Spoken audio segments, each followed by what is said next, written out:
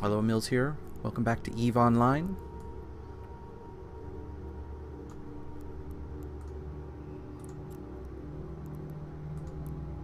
Okay.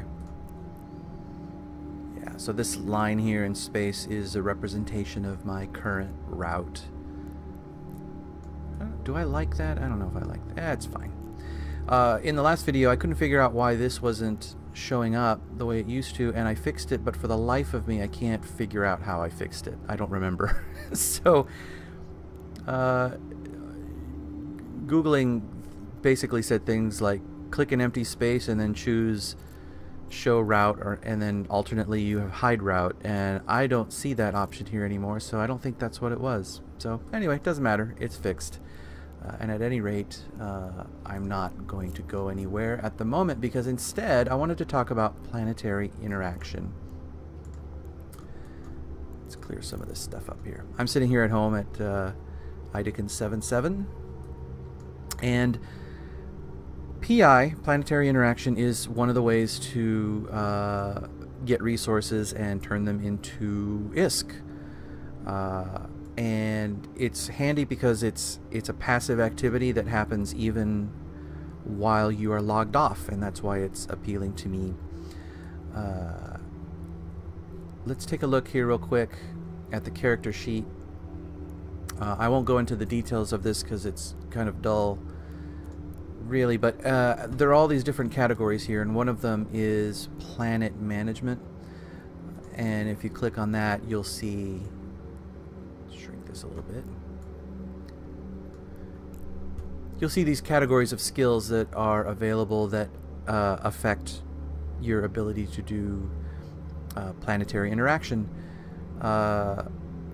They include things like command centers are the things that power your colony, if you will, and if you advance them through to the maximum level, to level 5 in this case, then it will allow you to power up more structures on the planet. Planetology and advanced planetology will all help you scan down the resources more easily. We'll look at that in a sec. Remote sensing is how many systems away you can look at from where you're sitting. So you can do scans within 1 light year, 3, 5, and so on for each level that you add. So that's what allows you to not have to be in the same system as the planet that you're scanning. And then consolidation, which one is this one? Oh, well, this is important, yes, because everyone can put down 1 colony by default, but for each one of these levels that you research, you can do an additional colony. So I have it researched to max, and so consequently I am able to have 6 planetary colonies at the same time. But that's the maximum, is 6. Everyone can do at least 1. Maximum is 6. So just giving you an idea of how PI works. Here, let's pull this out. There are different types of planets. Here, let's do this. All right. So there are different types of planets, and their categories, things like lava and storm and things like that. There's a half dozen of them, and each planet has the ability to extract 5 resources, and some of them have larger quantities than others, and there are different resources on different types of planets. Some planets have duplicates, so this planet might have this resource, and this one also might have this one, but then they also have some unique ones as well that this one doesn't have. So part of the challenge there is that you have to kind of figure out what resources you need and then what planets you got to go to get them. The other thing too that's convenient is proximity. If you have a home system that you're going to operate in, it'd be nice if they'd all be in the same system so that you don't have to go jumping around. But there are reasons why that might be not convenient, or rather effective. So once you extract a resource, or sometimes they call it, I think, P0, which is just a planetary resource that's in its raw state. You can sell this if you want. You can sell this for my new symbol here for ISK, because other people need these resources to do a variety of things. But what I wanted to do is take it all the way to, maximize its construction to whatever it is the final product is. So the first thing that happens is this resource gets fed into a factory that is just doing a basic reprocessing of this substance, and it turns it into something else. And once it does that, it becomes, P1 material. Same thing, you can sell this if you want and stop here and just do what you want with this stuff. But if you take 2 of these and you combine them in another factory,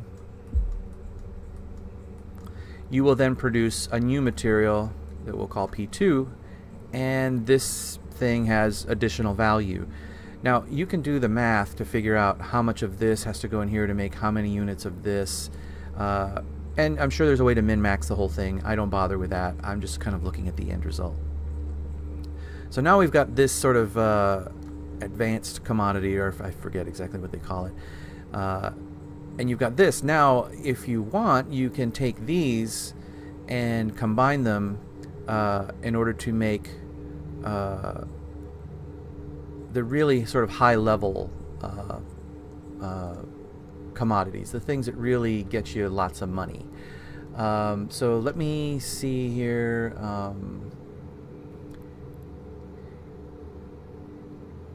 Yeah, so once you've combined a number of these, let me make sure I get this right here. 2 of these become 1. Yeah, so 2 of these here get combined to make yet another level. And then these, once you've combined 3 of these, usually 3, you combine these all together into one final factory, which yields you the big bucks. At least that's what you hope. So, and notice, by the way, every one of these requires 2 of these. So you got 2 here, and you got 2 here, and you see this whole effect here. So just to give you an idea of what that looks like with a specific product. Actually, before I do that, let me show you the market. These planetary commodities are good just in and of themselves, but what they do is they make other commodities that are used to build other things. So let's look at, let's see, where is it? It's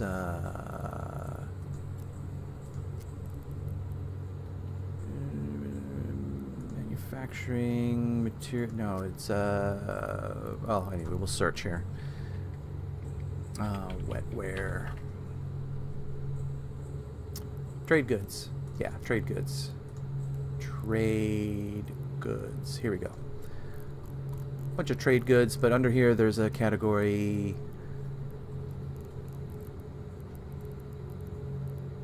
Oh, I thought they were all grouped together.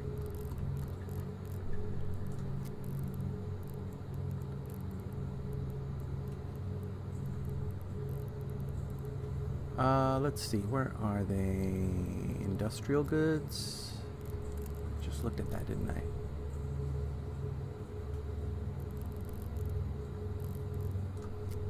Let's try this again. Wetware.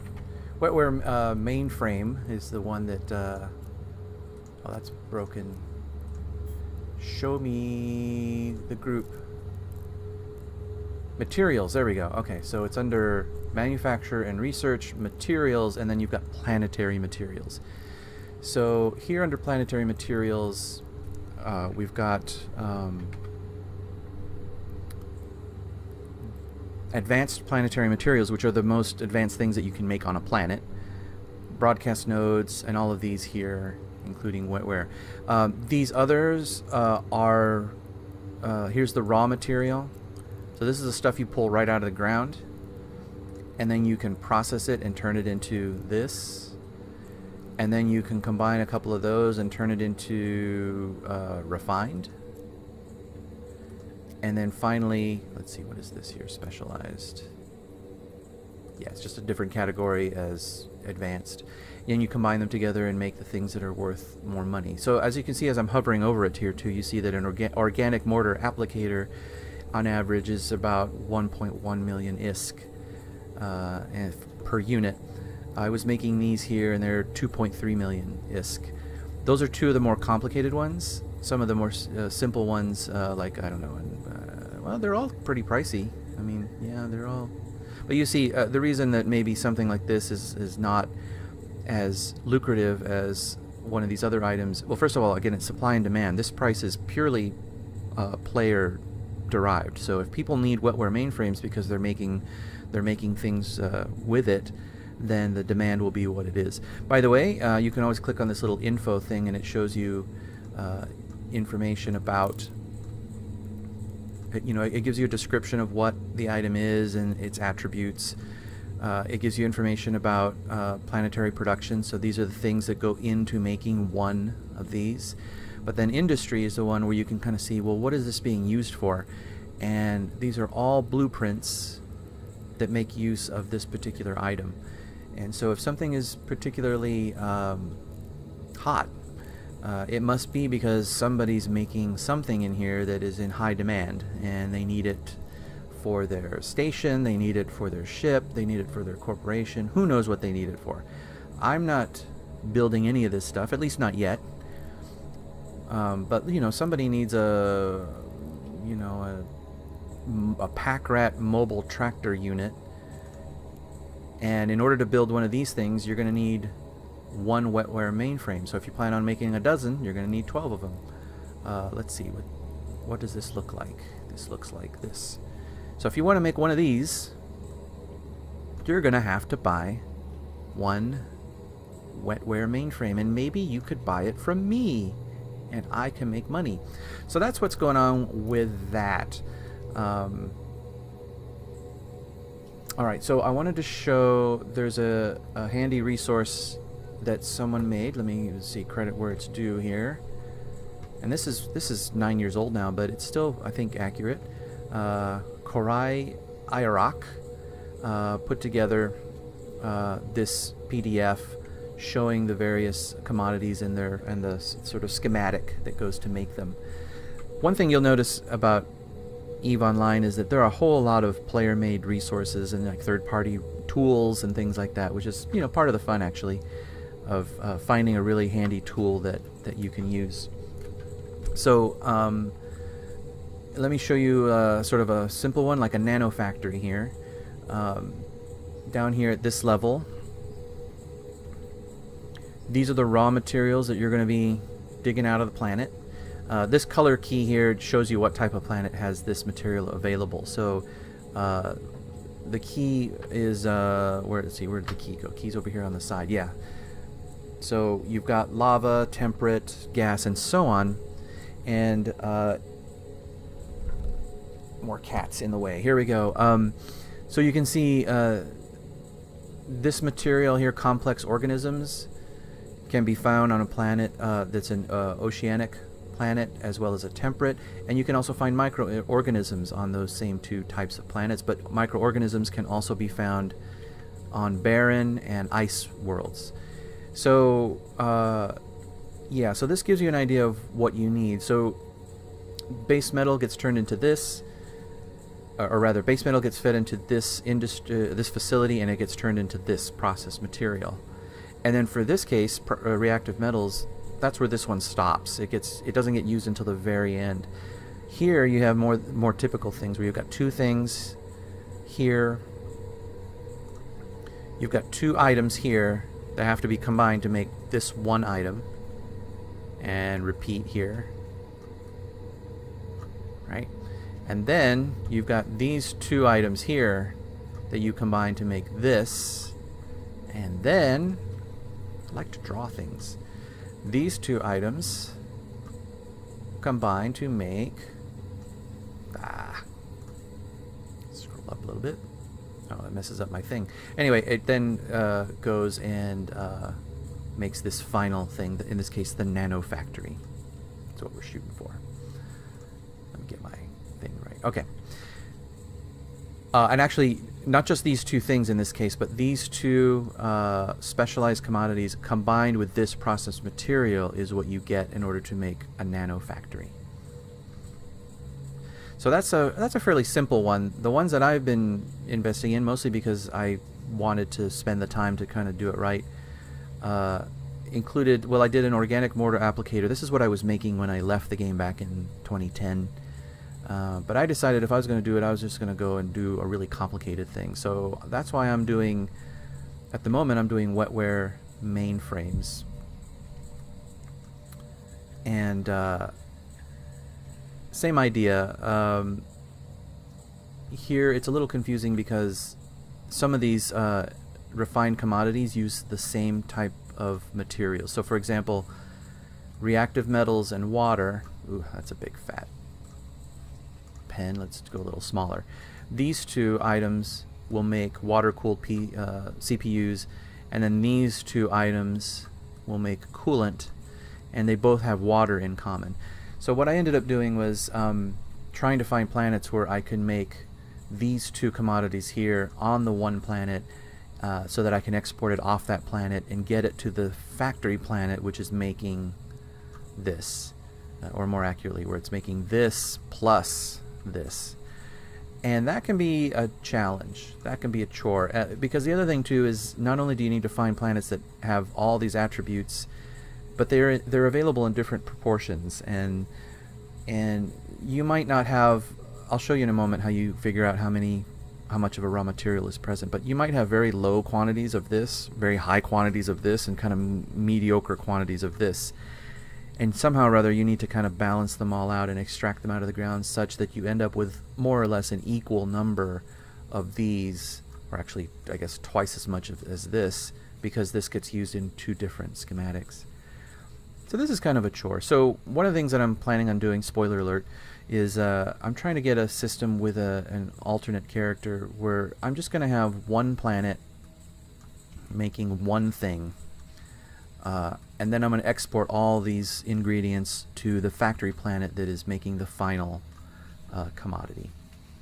That's my plan. So other things I won't go into a whole lot of detail, but you can see that they're just varying degrees of complexity.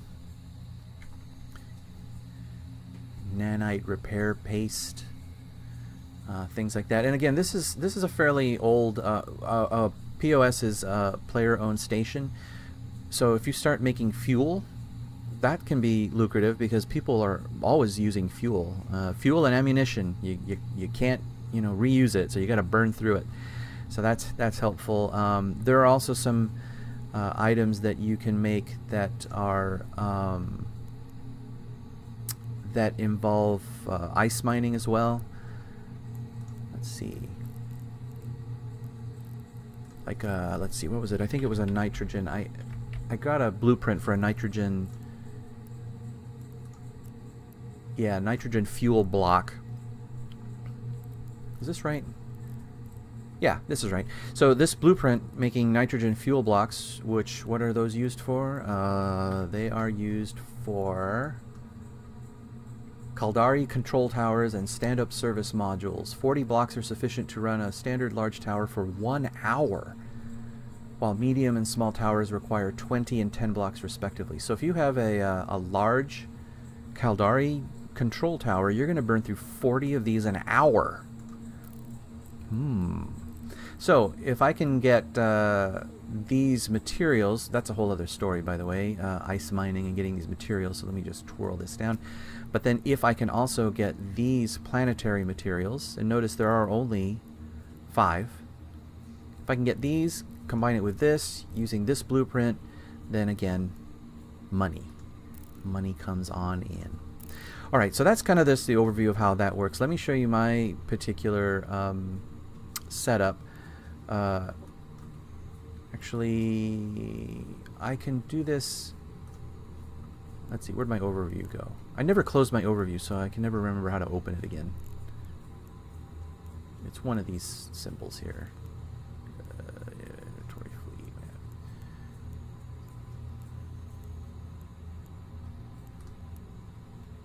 Overview. Alright, so here in No Ships, and I'll just sort it by name. We've got these planets right here in the system that I'm in. And so let's go to one that I'm not set up on. I don't think I'm set up on Idekin 2. And I click this here and say View Planetary Production. And so it shows me a view of this planet. It is looks like it's a temperate planet. Alright. And this planet has attributes. Let's look, show info. Yeah, temperate. Here's the radius, its mass, all this kind of stuff. Probably the only thing that really matters is the radius, or not orbis radius, but here we go, radius of the actual planet itself. The larger the planet, the more extensive your network tends to be, and the more expensive it is. Expensive in terms of budget for the power. Over here on the left-hand side, you've got two menu options. You've got Scan, and then you've got Build. Now, right now, the only build option I have is build a temperate command center, which is a thing that you have to buy, install on the planet, and then you can build everything else. I don't have one built here right now, so you don't see that. And then Scan. And by the way, when you hover over something like this, it shows you here on the side the kinds of skills that are that affect your ability to do that particular task. So remote sensing has to do with the range, quality, those two things that I mentioned. And notice I have them pretty well maxed out. I invested a lot of time on this because this is a thing that I wanted to do and do well. If I was going to do PvP, I would not invest as much time in this, and I would instead invest in things where I can blow stuff up better. But nope, not me. This is what I'm doing here. Then you've got these 5 different resources that are available on this planet. And if you click on one of them, like this one, it brings up a heat map on the planet. And the white areas are higher concentration, and then blue, and it's like a heat map. It's, you know, it's pretty straightforward.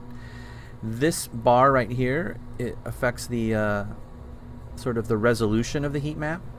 And so if I take it way out, it becomes less useful because the concentration isn't really letting me see what's going on. And so if I dial it in tighter, I can start to see the white emerge, and I can start to see places where resources appear. And so if I wanted to mine carbon compounds and it was important that I maximize that, I might want to build close to this spot right here because that's where there's a high concentration. The thing about this is that when you start pulling resources out of the ground, these concentrations, they change. They respawn. I mean, you can't mine a planet, you know, out of existence, but they move. And so this may no longer be the hot spot, and then the next thing you know, this is the hot spot. And so that's where the maintenance, that's where I call EVE Online, I call it my space farm sometimes, is because you have to go there and update it. Move your things from here over to here. We'll see more of that in a moment. But just to give you an idea, as you can see, the proportion here, complex organisms, very low quantity on this planet. If I hover, it tells me a percentage. It says 4%. That's pretty low. Whereas aqueous liquids is 41%, and there's lots of it all over the place on this type of planet. Not just this type of planet, but this particular planet as well. Because you'll have other temperate planets that have different percentages. So I think you get the idea. If you're trying to mine, like I was saying, where I want to get 2 things at once, like let's say the recipe calls for microorganisms and aqueous liquids. First, I find the thing that's sort of available in the least amount, which is microorganisms in this case, and I say, okay, well, here's a bunch of microorganisms kind of on this side of the planet. What do things look like in terms of aqueous liquids? Alright, that's pretty good too. So I might elect to drop my well, actually, it doesn't matter where you put the command center.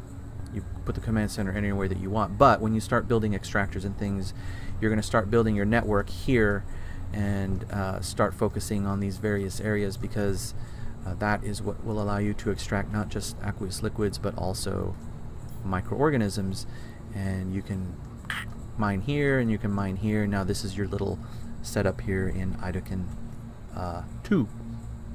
Alright, so that said, let's conclude just by looking at some of my setups and how the buildings work out. I have 4 colonies set up in the system that I'm in, and then I have one system over, and then I have a different system over. And again, your ability to look at other systems and affect them are a direct reflection of your skill level that you invested in it. I will say that these top 5 here are all creating intermediate resources that I then have to transport here, and this is my it's sometimes discussed as being called a factory planet, where I am doing some extraction here, but really the main thing is that I'm taking all these ingredients here and combining them to make the goal, which is the wetware mainframe right here. At the moment, I've got, what do I have here? I've got 10 sitting on the planet waiting to be picked up, and then I've got these various materials that are available. But here's the thing, is that once you start these things running, eventually you run out of one of the materials, and then production just stops. And that's what I'm trying to fix. I'm trying to get it so that I have a never-ending supply of these advanced commodities, so that I can never stop making wetware mainframes. Right now, like in a couple of days or whatnot, I'll make 10 or 11, and that's only if I do a whole lot of maintenance work and zooming around in order to, anyway, you get the idea. I want to make more, and that's why I'm going to be using the alternate character. But let's take a look at one. Let's look at a simple one. Let's look at 10. So it zooms in on your command center. The command center itself doesn't really do much. I think it has some storage space in it, but it's a really small amount of storage space. The main thing that the command center does for you is it gives you CPU and power, and that's what you need in order, that's your budget. That's your budget for how much stuff you can build and how expansive it can be. I upgrade it fully because I have a skill trained to do that, and the more you upgrade it, the more of these resources you get. So I just always automatically upgrade as high as it can go. So if we scroll around, we will eventually find, here we go, this is my little colony that I have here in place. Just to give you the quick overview, this is a launch pad here, which will take my stuff, jettison it up to the customs office, and then I can pick it up. I cannot pick up goods directly from the planet. I have to go through a customs office, and they take their cut. So that's that. And then the other thing is that this has storage, and so the bar that you see that's right here, this bar shows how full this storage is. And yes, then we've got, let me show you the extractor right here, or what do they call it? They call it, yeah, an extractor control unit. Oh, this is an ice planet, by the way. That's what an ice planet looks like. And it has these materials, including our old friend aqueous liquids. It also has microorganisms, but it also has noble gas and plantic colonies, which is different from the temperate one that we were looking at. So this extractor head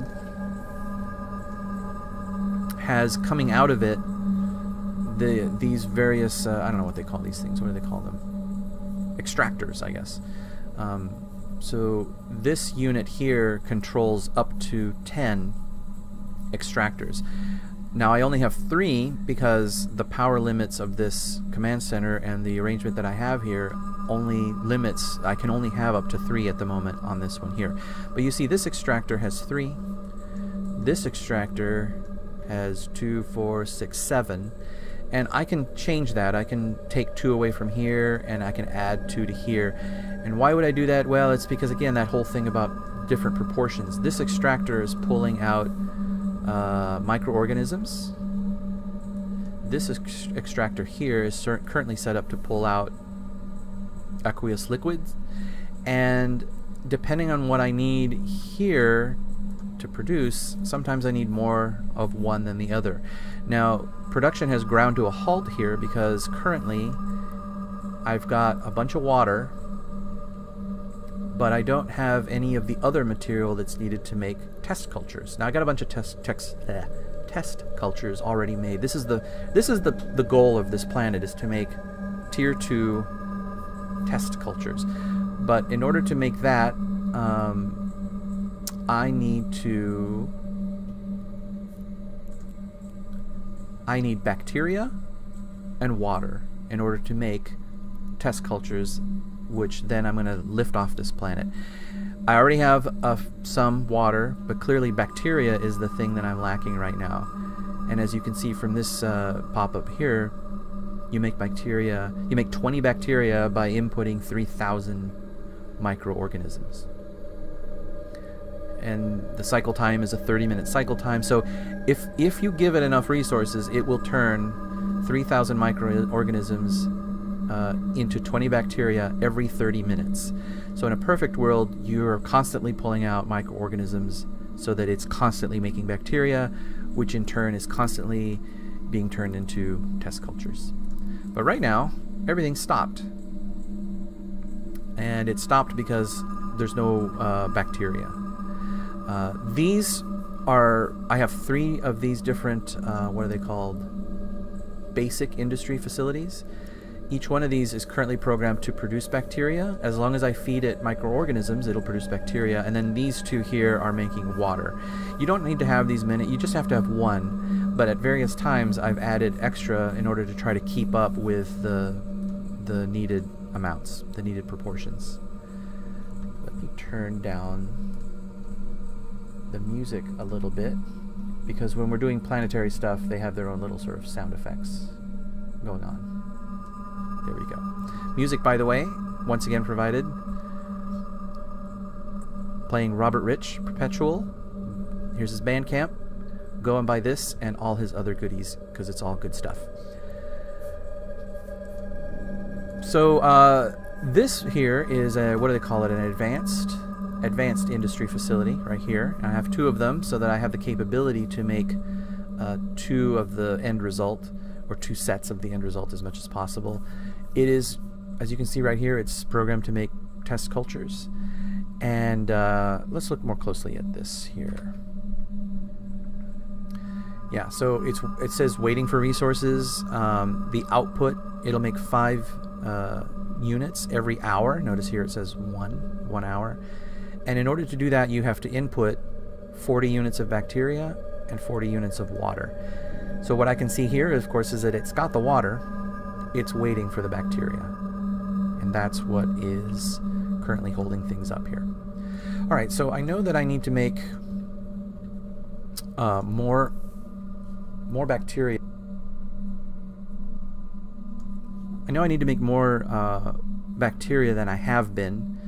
And so let me go here, and I'm going to reduce the number of heads extracting aqueous liquids, because I want to add to the ones extracting microorganisms. And I can't do, if I try to do that, you'll see an error message. Watch. If I go here and here, and then over here in the lower right, I'm going to try to install another extractor. The error message up here says you cannot construct another extractor on this planet, as it would dangerously overload your command center's power core. So even with my fully upgraded command center, I cannot add even 1 more. And so I go down here and I take away 1 or 2 of these. I'll just take 2 away. Whenever you make changes, you have to submit your changes over here on the left. Alright, so now that frees up some power so that I can go here and add 2 over to here. Over here on this side, you can see you can cancel your edits, you can submit them, but there's a little bar here that shows you the power load and the CPU load. I guess power is the one that I'm constantly bumping up against. CPUs never seems to be a problem. So, but right there where the white line, that shows what your current load is, and if I submit the changes I'm about to submit, it's going to increase the red bar to there, which as you can see is pretty much the maximum. So when I click submit, it puts through my changes, and now I've got these 2 here. Now they're not, I didn't place them, but I just wanted to show you the submit. So let's look at microorganisms, and let's look at where they are on the planet. Now, as you can see, I previously placed those 3 on this white spot because that was one of the high concentration of microorganisms. But there are others, like this one's way over here, and that one looks like it's much more productive, or potentially more productive. The problem is it's way over here. In order to connect it over to my factories, I'd have to lay down these connectors, like this one right here, and they are called links, I believe. Yeah, links. And that also costs electricity or power. And if I were to link from there to here close enough where I could build an extractor, on the one hand, yes, it's pulling from a larger pool of resources, but I could probably only afford maybe one of these extractor heads by the time well, you know, let's try it. Let's see. We're learning.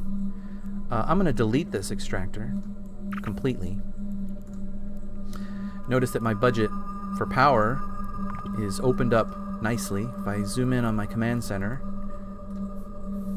you can see here that I've got all this gray empty power. I'm at 66% power. So that seems promising. But let's see if we can actually get there.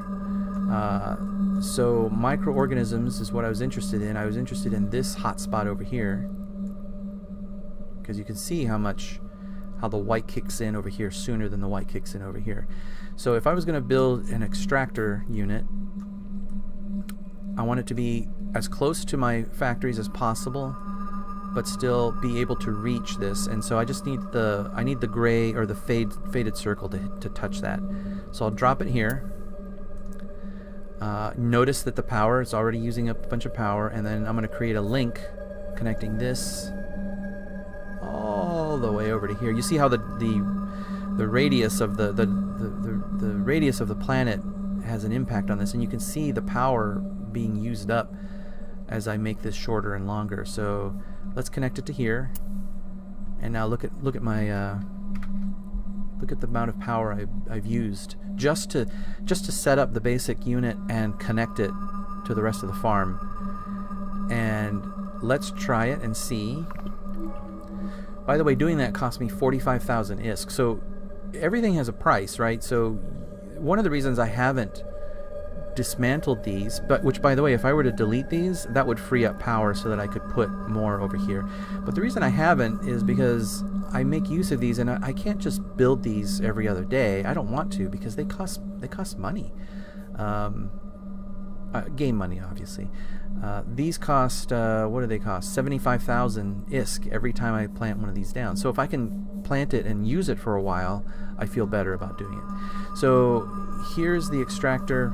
Let's see how many heads I can put on it. Probably 2, maybe 1. So I was right. The most I can put here is 1. And sure, I can take it and drag it, and I can drop it right in the middle of this high dense concentration here. But what I have to look at is, if I was running this for 2 days, that's this slider in the lower right hand corner here. If I was running this for two full days, it's going to pull out 130,382 units of microorganisms. And honestly, I don't remember what it was in the other one, but it could be that, you know, this is less than if I had kept my little concentration here. And so you see where you can go down this road of just sort of min-maxing the thing just into oblivion. But hey, that's the mini game. That's the thing. So I'm gonna go ahead and start extracting here, and I'm gonna just leave it here because why not? Plus, I'm planning on overhauling the whole system anyway. That's one of the things I wanted to document. So just to conclude, over here on the right hand side, we've got this graph that shows that every cycle it's going to pull out. I don't know if this is actual, like it's actually going to do this, or if it's like a prediction of what it's going to pull out. But no matter, I never look at this graph. Really, the only thing that matters is I need to make sure that I'm pulling out the right material. You see, you can program it to do the 5 different resources that the planet offers. The duration, I tend to run them for 2 days, but I mean, you can run it for, I think, 2 weeks. Yeah, you could have this thing run for 2 weeks unattended. Or you can really micromanage it and just have it run for, increments of 15 minutes, I think. Yeah, 15 minutes and then 30 minutes and so on. And the reason you might want to have it run for less time rather than more is because, as I said before, this concentration changes. Areas become depleted and other areas become more concentrated, and you may want to move it. And if you move it, you'll get more stuff. But 2 days is just about all I can manage really at this point, and still kind of keep up with things. I hit start extraction. Before I hit submit though, because this is a new extractor, you'll notice that in red here at the top middle it says not routed. That's because I haven't told it yet, once it pulls it out of the ground, what's it do with it? Where does it send it? So I'm going to click on the item that's not routed. I'm going to click Create Route, and I'm going to twirl over here to my launch pad, which I'm using as a storage facility. I click on this, click on Create Route, and then I click Submit. And now this thing here is pulling out microorganisms. And you can see here in the upper middle, it says the current cycle of the 30 minutes that it's in. It's 15 seconds into it. And this is going to run for another 1 day and 23 hours. This is what it looks like when it's stopped. It has this red ring around it. So let's start this one up again. I'm not going to do a whole lot of adjusting on this one, I don't think, because that spot still seems to be okay. Are there better spots? Probably. Like this is probably a better spot right here. But you know what? This arrangement right here is already pulling 524,000 units in 2 days. And as you saw earlier, that's aqueous liquid that makes water. I already have water in the bank. I don't need a ton of water right now. What I need is bacteria. And so I'm going to just, maybe I'll move these around a little bit to kind of cover this white area. Now you don't want them to touch, you don't want them to overlap, because if you pay attention down here in the lower right hand corner right here, if they overlap, you see there's like a negative, a penalty.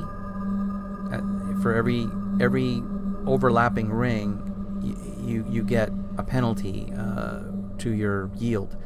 So you want to do it so that ideally there's no overlap at all. And so yeah, that looks fine. I'll hit start and I'll hit submit. Now it's pulling aqueous liquids. I don't have to route this one because it's already routed from before.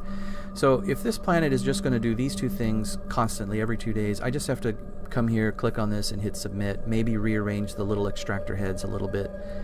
But otherwise it just kind of does it in the background all the time.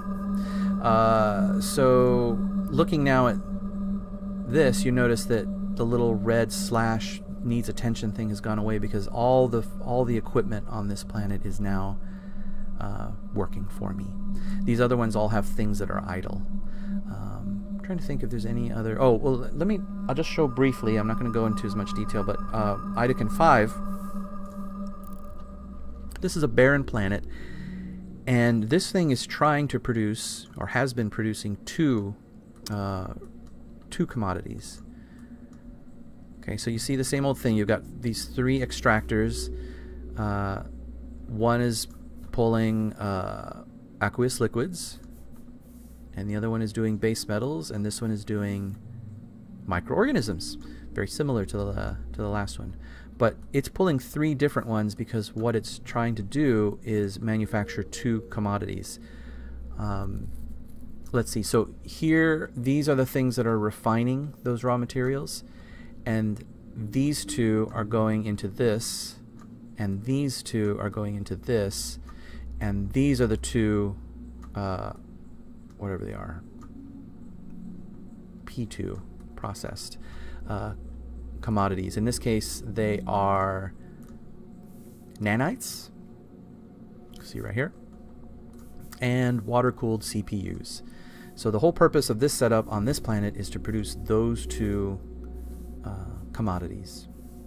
All right, and then I have to fly here and get them and transport them to my factory, which is here on Kiras 4. Let's look at that one.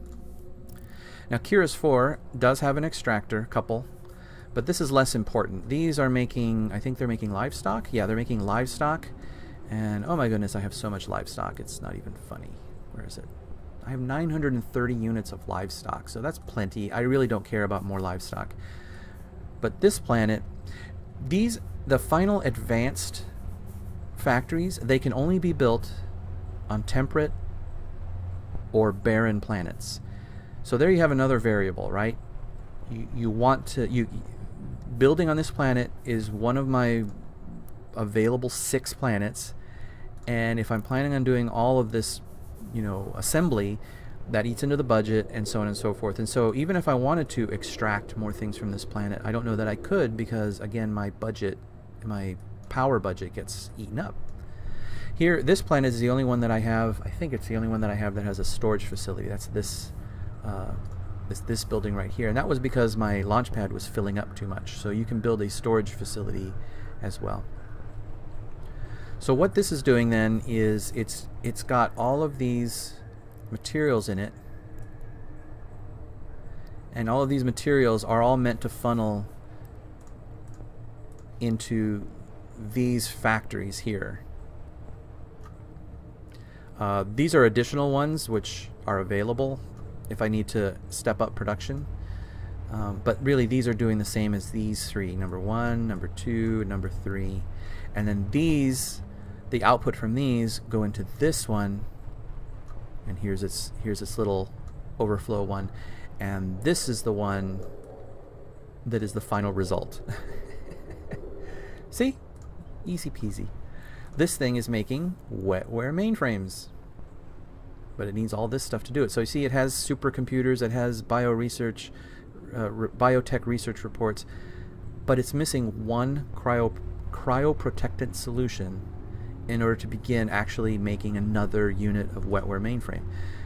So you go backwards and go, okay, how come I don't have cryoprotectant solution? Oh, it's because this factory doesn't have test cultures. Okay, why doesn't this factory have test cultures? Well, that's because that planet I was looking at before, which was what, Idecan 5? This one? That's because this planet, where are you? This thing isn't cranking out test cultures, which is right, no wait, nanites. Hold on. Did I get that right? No, 10. I'm sorry, Idecan 10. We were looking at 10. Alright, this is the one that we were trying to get back up and running. I can never remember where my colony is. Yeah, so this thing is slowing down the works because this factory stopped making test cultures, and so on and so on and so forth. So you can see, if you're not into this kind of clicky managing of this kind of stuff, obviously it seems like a chore, but I actually find it fun. What does that say? But yeah, that's why I want to get this going. So my plan, as I say, is I want, except for the factory planet, I want this character to make 5 resources, and another character to make, I guess it would be 4 more resources for a total of 9 that I can then use to do this. And I think I did the math right on that. It's 1, 2, 3, 4, 5, 6, 7, 8, 9. And the 10th one is the factory. Those are 10 planets that I need in order to hopefully keep this thing humming. So we'll talk more about the other character in another video. But that is what I am trying to accomplish with this. One other note that I will mention. The last thing I think I'll mention. Is this the last thing? I think it's the last thing. Well, second to last thing. Customs office. I mentioned that if I want to pull this stuff off the planet, I have to go through a customs office to do it. Here, let's do that real quick. Let's go to, let's go here. Warp drive active. I'm still in my little Heron, which doesn't have a big cargo hold. I have industrial ships for that.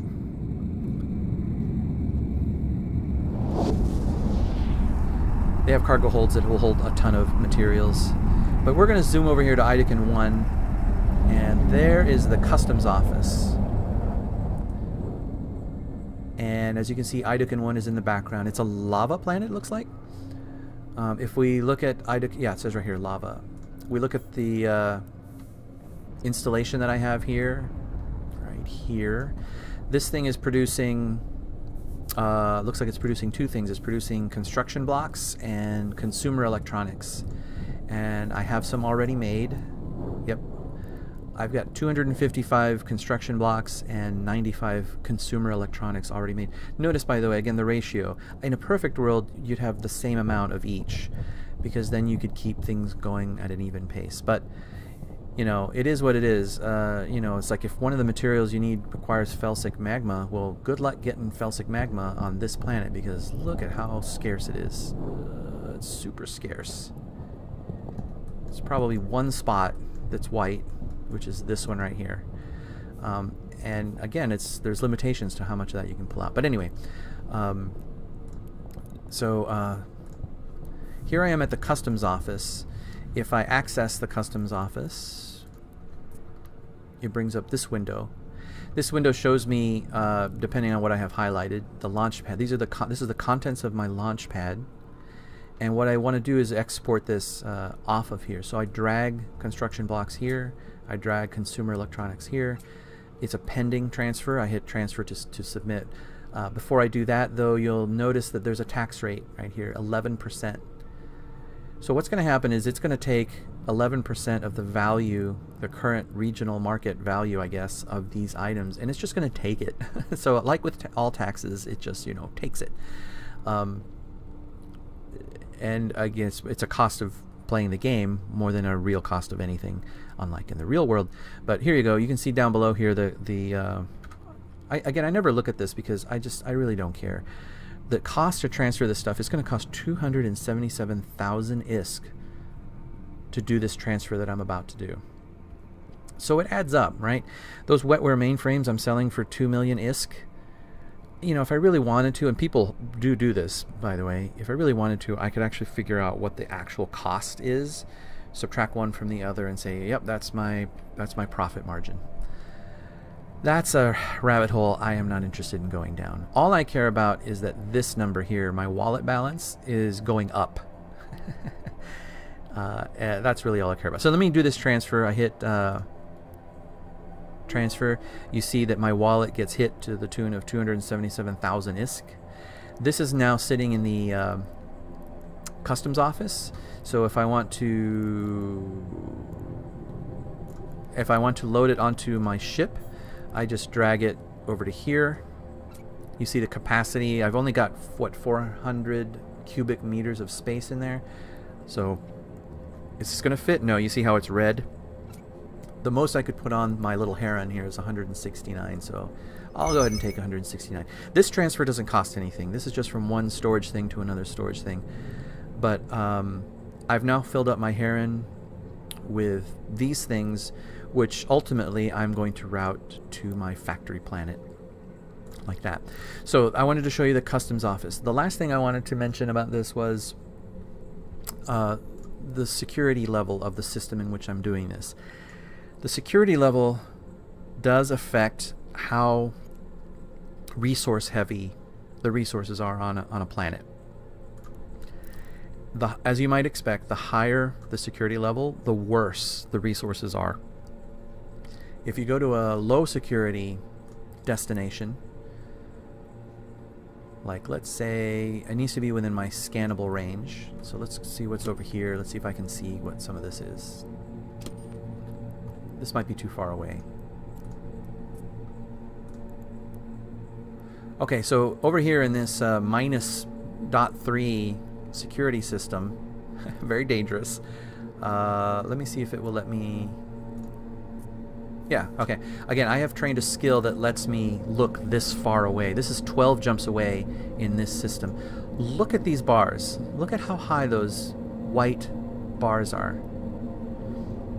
Now, aqueous liquid, you know, we had better percentages on planets that were local, but some of these, like base metals and...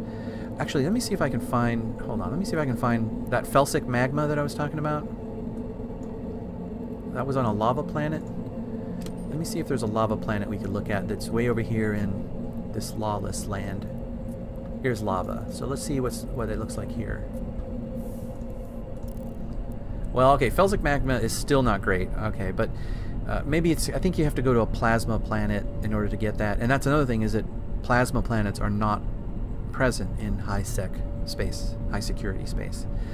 So the game is encouraging... Look at heavy metals. 77% heavy metals.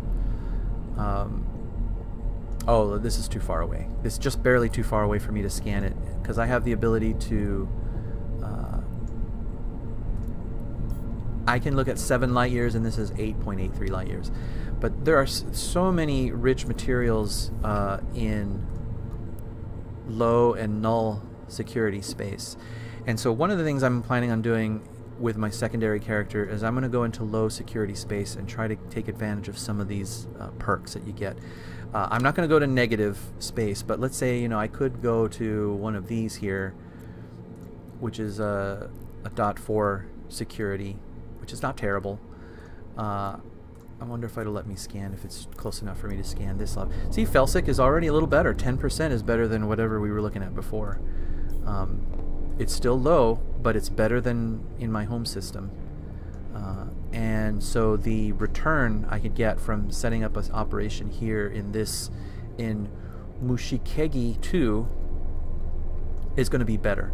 But it's riskier because, as you saw, I actually have to fly there, transfer it over, and then fly home and not get jumped in the process. But hey, that's the fun, right? Oh, the other thing about those low security or null security or planets that are in wormhole space, which is something I haven't really talked about, but it's basically wormhole space is also null security. Very lucrative. These customs offices are often much cheaper.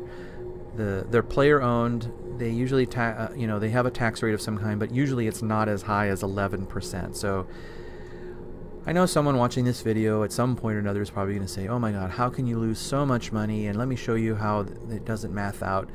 Again, all that really matters to me is that I'm getting a net increase in my wealth here.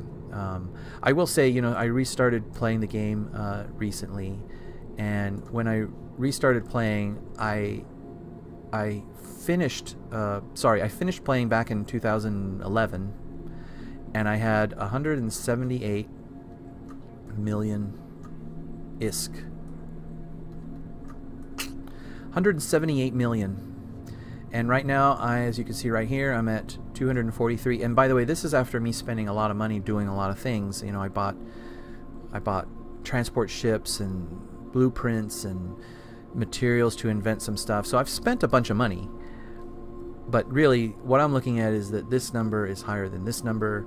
How quickly can I increase that productivity? And that is my goal at the moment, because once I start having all that kind of money, then I can start throwing it around, and then I can start buying fancy ships, like I don't know, I could go over here and I could buy. Let me be clear, I can buy some of these things now, but I could buy them, and I won't cry as much when they get destroyed. That's the difference. So yeah, I'm gonna go here and I'm gonna buy a Naga, and it costs 46 million ISK, and being the noob hack that I am, I go someplace where I'm not supposed to go, and I get completely blown up and slaughtered. And no big deal, I'll just buy another one for 46 million ISK, or one of these battleships. Look at this, 111 million ISK to buy this Scorpion, which kind of looks like a scorpion. I wonder how it got its name. Now, what am I going to do with this? I don't know. I'll cross that bridge when I get to it. Look, here's a Black Ops. It's a version of a scorpion called a Widow. And you know it's scary because it's got the dark colors. Ooh, scary. But no, it has actual benefits here that are better than the benefits that you get for just a plain old scorpion.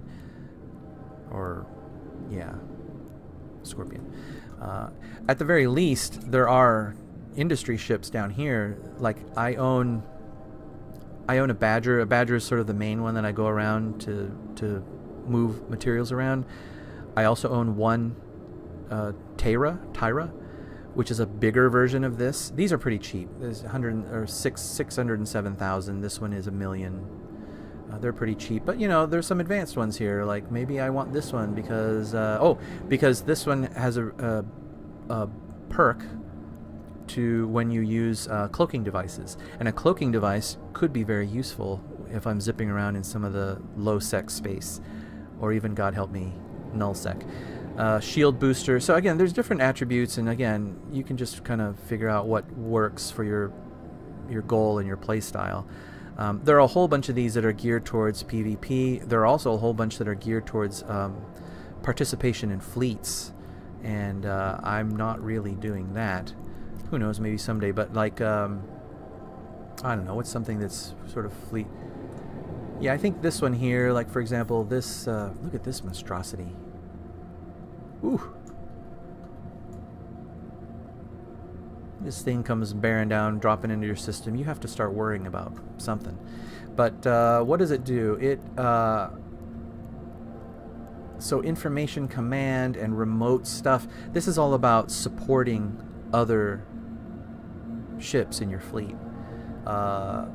Logistics drone, command, but I don't know what these things are. Well, I mean, if I wanted to, I could drill down and see what they are, but this is all about participating in a fleet, which is pretty cool. And if that's important to you and you really want to be a logistics contributor to your fleet, you're going to want to get to the point where you can just spend 955 million ISK without batting an eye. Because odds are you're going to lose it at some point. Getting blown up in Eve is inevitable. It is going to happen. And as the sage advice goes, you never undock with anything that you're not willing to lose. So that said, it's still painful when you've got a ship full of upgrades and rigs, and you've got your cargo and the ship itself, and then someone blows you up. Yeah, that stings a little bit, but that's the game. That's how that works. Oh my goodness. All right, so that's 1 hour that I'm sort of considering the introduction to planetary interaction. And there's a whole host of other things that we didn't look at, including some resources, like, for example, websites that give you like breakdowns of what planets are in what systems. We can look at maps to help find those planets. We can look at... uh-oh. What does that sound? That was a weird sound. Huh. You can look at Z-Kill board to see which systems are dangerous, where all the death is happening. You can look at these types of tools where it'll show you, the combinations of this material is going to make these items, which go to make these items, which go to meet. It just goes on and on and on. Here's a guide to creating a planetary interaction alt, which I did use in order to get some of these basic skills researched. And so on and so forth. It's just this whole crazy world of stuff that you can do. So for now, let's wrap this up, and thanks for watching.